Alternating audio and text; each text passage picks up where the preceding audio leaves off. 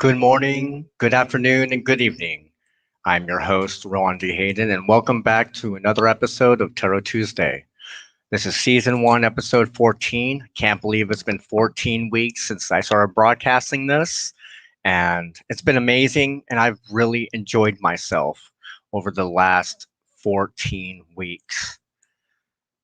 And as for weeks, we've got a very exciting week ahead. Um, I previously pulled my cards after performing a breaching and asking for the help of my familiar spirits to help us navigate the next phase of um, our development as a species. And so I want to first take some time to really ask how everyone is doing. I know that a lot of things have changed since we first started broadcasting here on the Dragon's Voice Ministries. And a lot of things have changed in our society. We're reaching the end of, well, at least here in the States, of the pandemic. Now the vaccines are fully available. And I feel that it was time that we sit back and reflect on those things in our lives that have changed, things that may have stayed the same, and contemplate how things are going to look in the future. Now, as for myself, my goal is to continue doing what I have been doing, providing various services for my clients and patrons. And if you don't know what those services are, go ahead, take a gander at my website, ruandhayden.com, and watch as things begin to unfold, wonderful things that I have planned for the near future. Now, speaking of patrons, I need to give a shout out to those who help me pay my bills. To VJ, to Jill, Elaine, Amy, Angad, Dwayne, and Ian. Thank you very much for your generous donations monthly. They help keep this ministry going, and they put food and they help my own household. Now, as we have watched things in the news progress, doing these tarot readings, I know that many of you out there probably wonder just the audacity that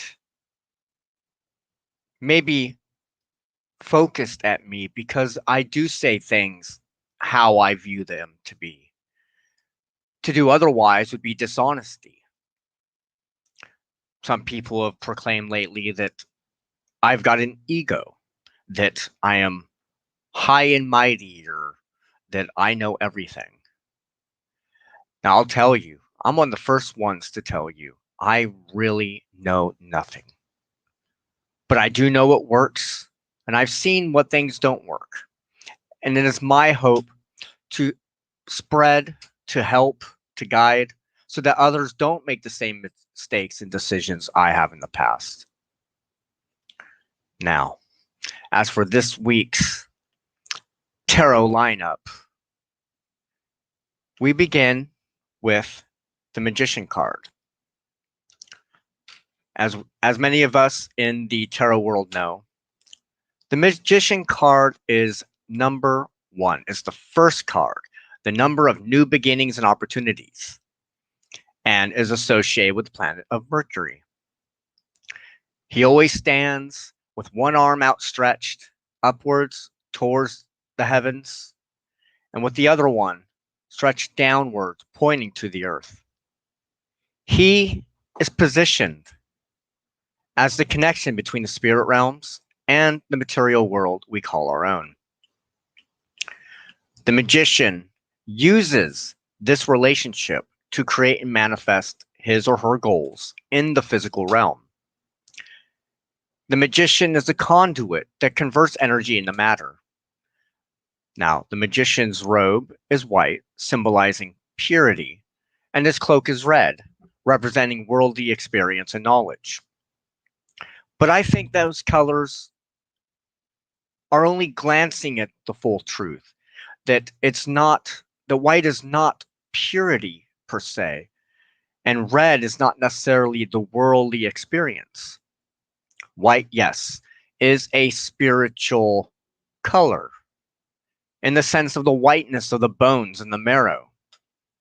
The red, of course, is a symbol of life and vitality. It is the blood that seeps from our wounds. And so, what we're talking about here is the magician is one who can bridge the hedge, who can see into other realms. And I think the term magician is one of the worst terms that could be associated with it. Because the magician, that terminology goes back to the difference between what what I present to the world as a fairy traditionalist, as compared to the more hermetics and ceremonial magics that were held by those with power and influence. Traditionally, the witch, or to be witched, is to be separated from general society, because when you bridge the hedge, you are halfway into the unworld and you are halfway in this world.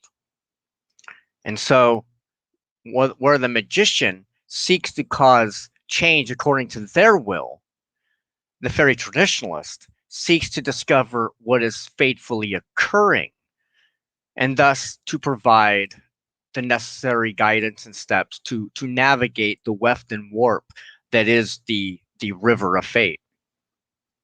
Now, in the magician card, on the table in front of him are the four symbols of the tarot suits: the cup, the pentacle, the sword, the wand, each, of course, symbolizing one of the four Neoplatonic elements of water, earth, air, and fire. It is a sign that he has all the tools and elements he needs to manifest his intentions into being. And like I said, it's not his manifestations that he's bringing to being. He is working with otherworldly forces who will work on his or her behalf in the unseen to manifest into the seen. Above his head is usually the symbol of infinity, and around his waist is a snake biting its own tail, both of which signal that he has access to unlimited potential. In the foreground is an array of flowers and foliage, symbolizing the blossoming and fruition of his ideas and aspirations. Well, in the tarot deck I use the Llewellyn Tarot by Anne Marie Ferguson. That is my go-to. And in this deck, the name given to the magician is none other than Gwydion ap Dôn. Gwydion was definitely a very mercurial symbol in the Mabinogi. And Gwydion was like the master druidian of his people. Gwydion is telling us that you have to bridge the hedge. Now, according to what's going on in the world today, I would say it's not Gwydion that is being called forth in this, but more of Bran Bendigit, Bran the Blessed. This we're working to bridge the hedge, where we're the king in this instance. Bran, being the king, has to become a bridge people can cross over as he goes to help his sister Branwen in Ireland. Now, this means that we are beginning to branch out into the world outside post post pandemic. And so, excuse me.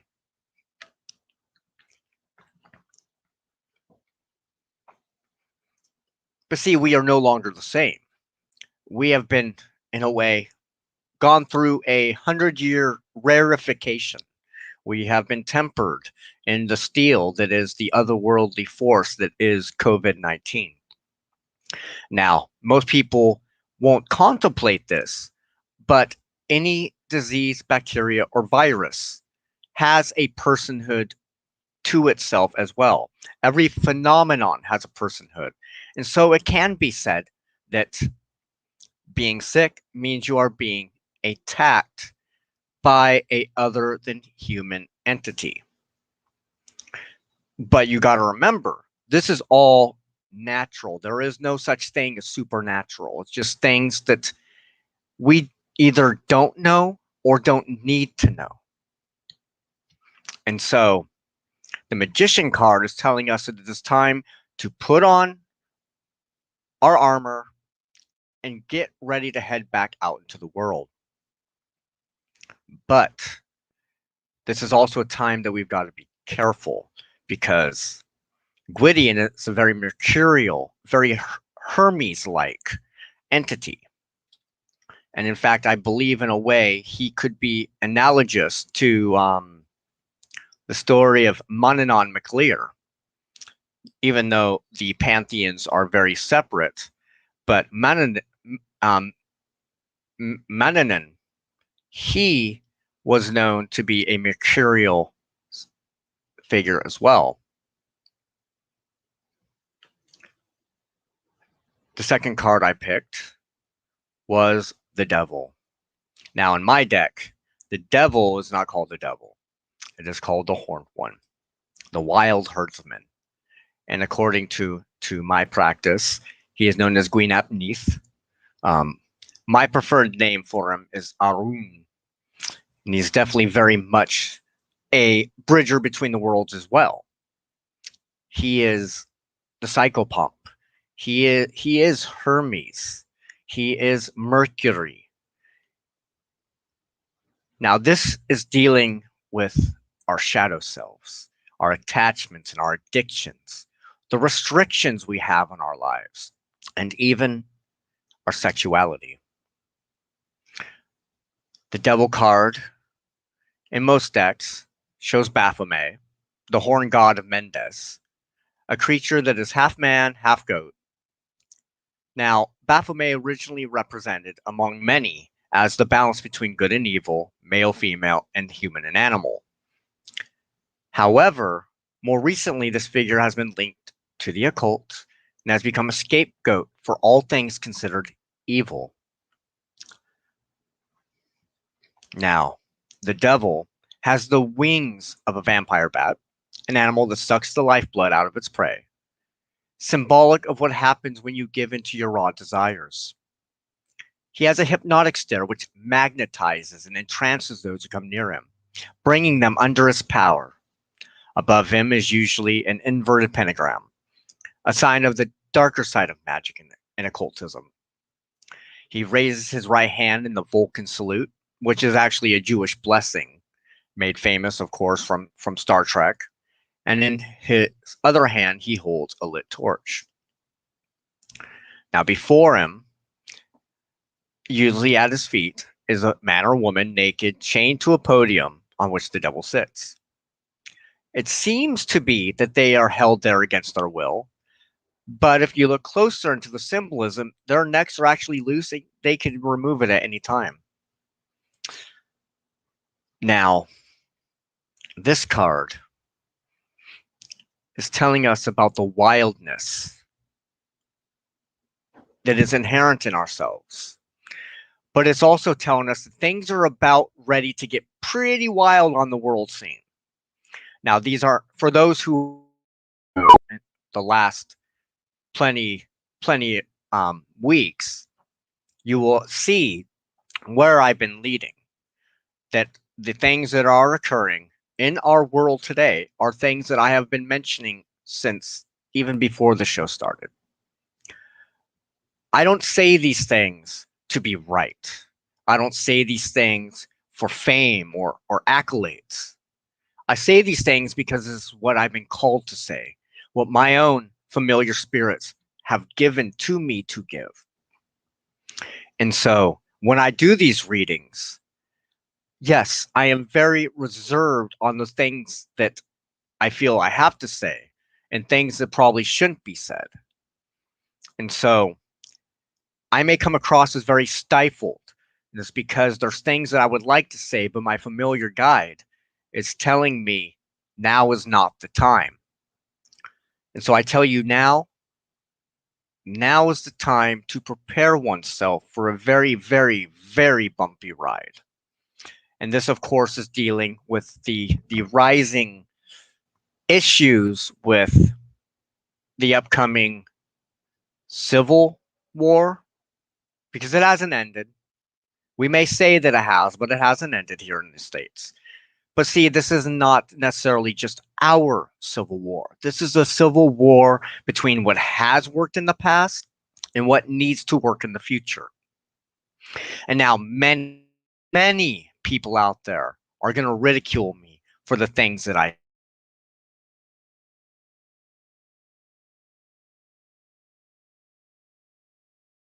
say. Actually, is actually something that we have foreseen for plenty of years. We have been seeded with this consciousness that will be coming. But before this consciousness comes, there is going to be a lot of violence, a lot of bloodshed, and a lot of tears. And it's because we are the ravenous hunger, the never-ending desire to take that that part of the strand that is holding us back is slowly coming off our necks. We are beginning to see, as individuals, the world we would like to see. In order to bring those to pass, things have to change, and they will change. There are groups of people out there who are resistant to these changes that will be coming, and they are the ones that we got to be worried about. And then finally, the last card I picked is the Page of Swords.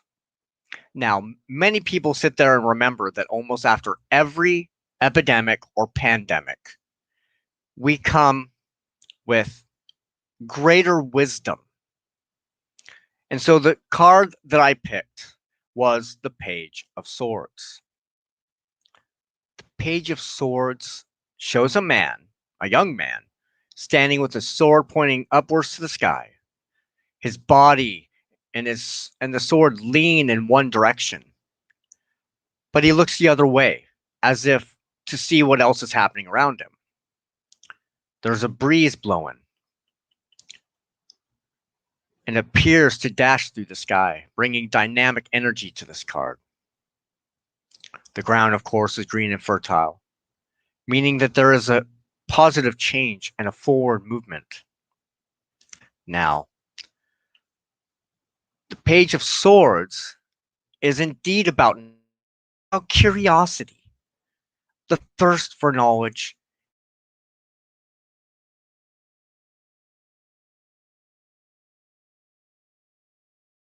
and is that new way of communicating. And so I ask all of you to really look inside, determine, are your words kind? Are your words true to yourself and to others? One of the earliest books I read in the New Age movement was a book series. And many of you probably know what this book is. And it is called A Conversations with God by Neil Donald Walsh.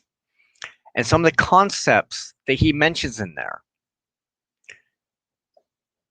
are really important for us to really grasp if we are ready to make this change into, as conspiracy theorists call it, a new world order. That new world order is going to be the old world order. Now, Many of you may be wondering what I mean by that. And I'll tell you the best way to figure out what that meaning is jump on board my wagon train and become a patron. My patrons receive access to all my work, all my articles, stuff that I post on Facebook. And for as low as $5 a month to support this ministry, you get access for those.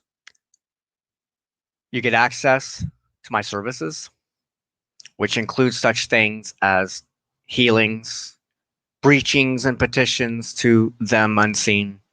You get access to divinatory readings with no extra charge. Of course, if you want to donate more, I've got various tier levels for that purpose. All the money that comes in, I make sure my patrons know exactly where their money is going because I believe very much in being transparent. And I do pay my taxes on them. I may be a legal minister, but I do not claim anything different when it comes to monetary handling because I believe everyone should pay their taxes because it is taxes that actually help those who may not be able to help themselves. And so go become a patron.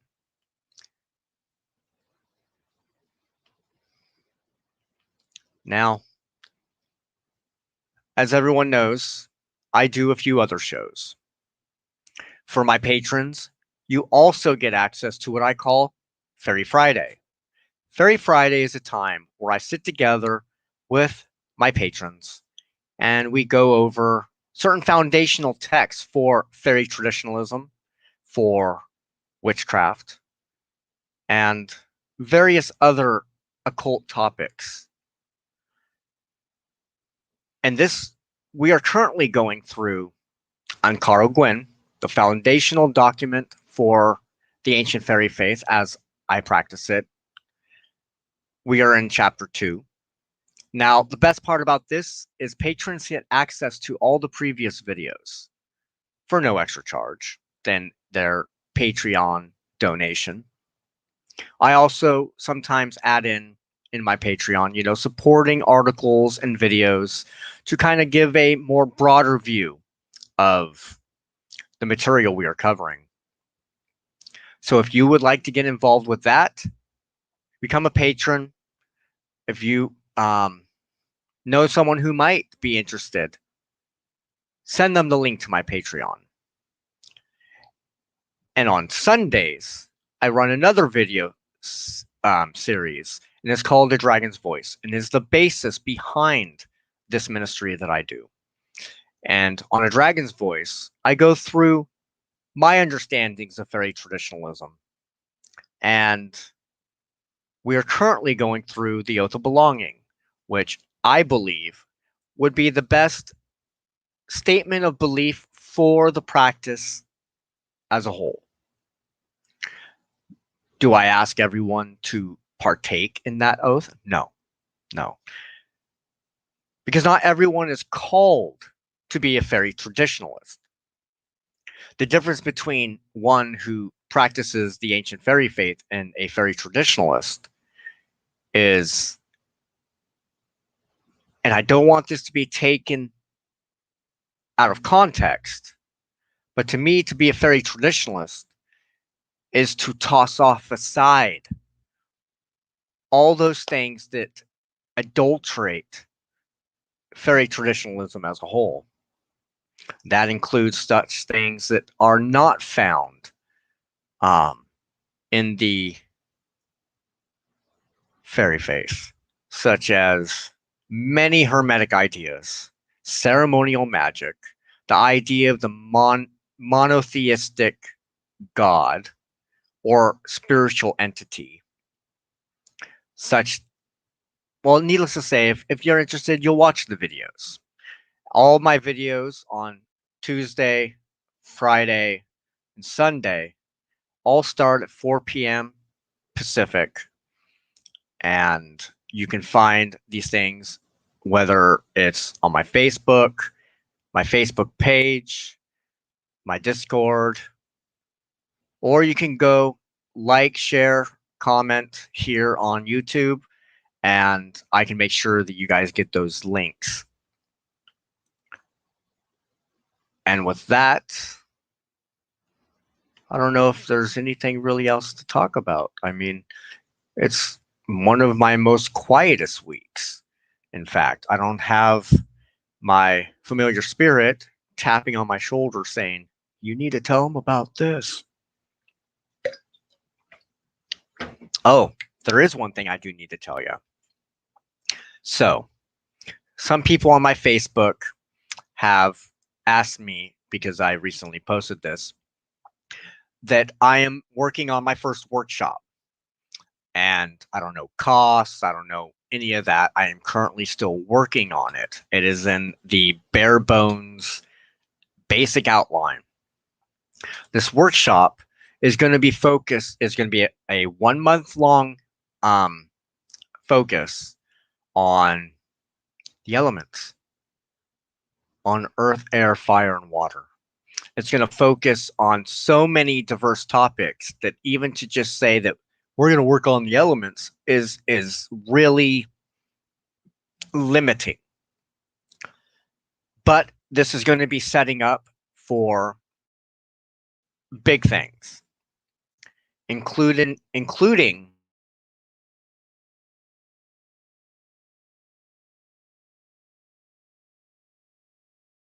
later on.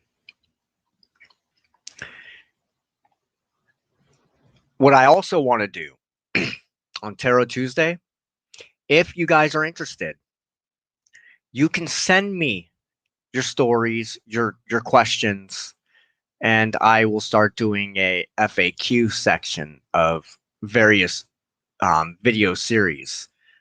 And to go ahead and do that, go to my website, Ruan D. Hayden, where I will have more information on this put on my blog. And of course, I'll be having this on my Patreon account. Become a patron. You'll have so many more opportunities to learn, to be prepared for these workshops, and Patreon patrons automatically will have discounts, first and foremost.